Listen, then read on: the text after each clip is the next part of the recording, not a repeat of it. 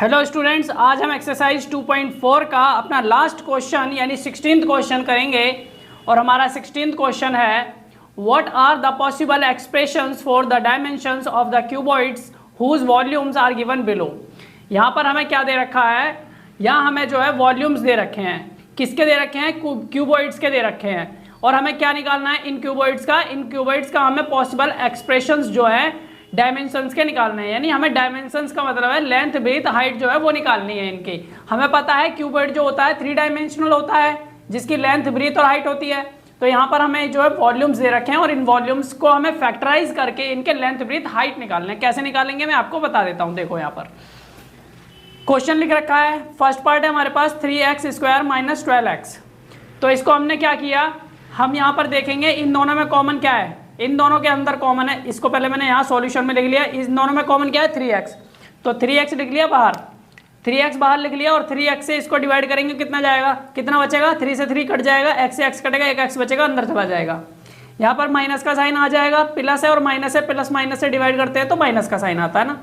3 से 12 को डिवाइड किया तो 4 आ गया और x से x को डिवाइड किया, खत्म हो गया। तो इस तरीके से इसको आगे सॉल्व किया।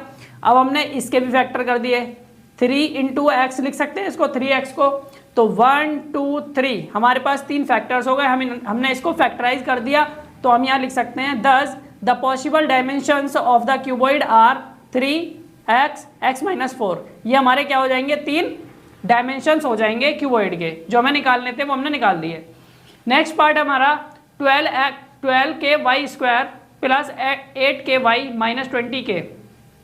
यहाँ पर हम क्या करेंगे, इन सब में हमें देखना है। पहले इसको सॉल्यूशन में लिख लिया। अब इसमें कॉमन क्या है? देखो यहाँ पर भी हमारे पास ky है, यहाँ भी ky है और यहाँ पर हमारे पास ky नहीं है, लेकिन यहाँ पर k है, यहाँ k है, यहाँ k है। तीनों में k है, कॉमन है। और क्या कॉमन है? ये 4 से डिवाइड हो जाएगा, ये भी 4 से हो जाएगा, ये भी 4 से डिवाइड हो जाएगा। बड़े से बड़ा नंबर देखते हैं जिससे ये डिवाइड हो जाएंगे। तो यहाँ पर हमने देखा ये 4 से डिवाइड हो रहा है, ये भी 4 से डिवाइड हो रहा है और ये भी 4 से डिवाइड हो रहा है। तो 4 से 4k इसमें क्या हो जाएगा? कॉमन। तो 4k हमने बाहर निकाल लिया। 4k से हमने इसको डिवाइड किया, कितना आया? 4 3 जा 3 बार में, और k से k को डिवाइड कर दिया तो क्या बचा? y²। तो यहाँ आ गया 3y²। अब 4k से इसको डिवाइड किया, 4 से इसको डिवाइड किया तो 2 आ गया, और k से k डिवाइड हो गया तो क्या बचा? y यहाँ आ गया। इससे हम इसको डिवाइड करेंगे तो साइन माइनस का आ जाएगा। 4 से 20 को डिवाइड किया तो 5 आ गया, और k से k डिवाइड किया तो खत्म हो गया। हमारे पास ये आ गया सॉल्व करने पर। अब हम इसको कैसे कर सकते हैं? अब ये जो आप देख सकते हो, ये तो बाहर है और ये जो दे रखा है ब्रैकेट्स के अंदर, अब ये क्या है? ये क्वाड्रेटिक पॉलिनोमियल बन गया। और क्वाड्रेटिक पॉलिनोमियल को कैसे सॉल्व करते हैं, कैसे फैक्टराइज करते हैं, ये मैं आपको कई बार बता चुका हूँ, फिर से बता रहा हूँ। इसको हम मिडल टर्म स्प्लिटिंग से फैक्टराइज करेंगे। अब तो यहाँ लिख दिया हमने, now by middle term splitting method. तो 4k ऐसे लिख लिया। अब इसको मिडल टर्म स्प्लिटिंग से करने के लिए क्या करेंगे? 3 की मल्टीप्लाई 5 से हो जाएगी। क्यों? क्योंकि यहाँ पर जो स्क्वायर वाला टर्म है उसके साथ जो कोएफिशिएंट लगा हुआ है 3 है, तो उसकी मल्टीप्लाई किससे होती है? Constant term. तो कांस्टेंट टर्म हमारे पास -5 है, तो 3 की 5 से मल्टीप्लाई करूंगा, 15 आएगा माइनस का 15 आ गया। मैं आपको यहाँ करके दिखा देता हूँ एक पेज पर, पहले भी कर रखे हैं ऐसे क्वेश्चंस। तो माइनस का 15 आ गया। अब इस -15 को हम फैक्टराइज करेंगे। 3 से डिवाइड करूंगा 5 और 5 से डिवाइड करूंगा 1। तो यहाँ पर हमें क्या करना है? 2 फैक्टर्स ऐसे लेने हैं जिनको आपस में मल्टीप्लाई करने पर तो हमारे पास क्या आना चाहिए? -15 आना चाहिए, क्योंकि यहाँ पर मल्टीप्लाई करने पर क्या आया था? इसको और इसको मल्टीप्लाई किया तो -15 आया। तो हमें 2 फैक्टर्स इसके ऐसे चाहिए जिनको मल्टीप्लाई करूँ तो -15 आ जाए, लेकिन प्लस माइनस करने पर बीच वाला टर्म आना चाहिए जो कि 2 है। तो प्लस माइनस करने पर हमारा 2 आना चाहिए प्लस का। तो हम क्या करेंगे?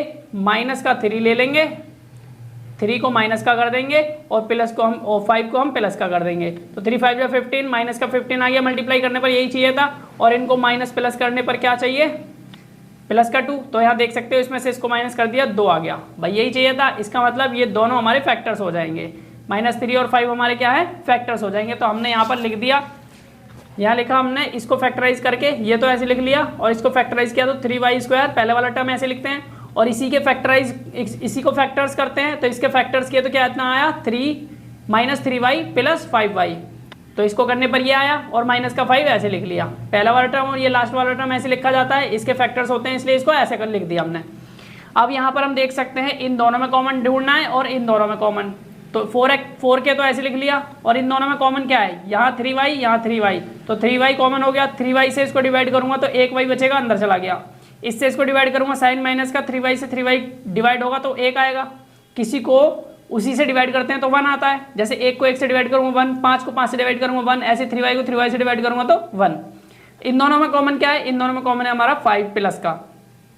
इसको मैंने इससे डिवाइड किया तो y आ गया, 5 से यहाँ इसको डिवाइड किया तो माइनस का 1 आ गया अंदर।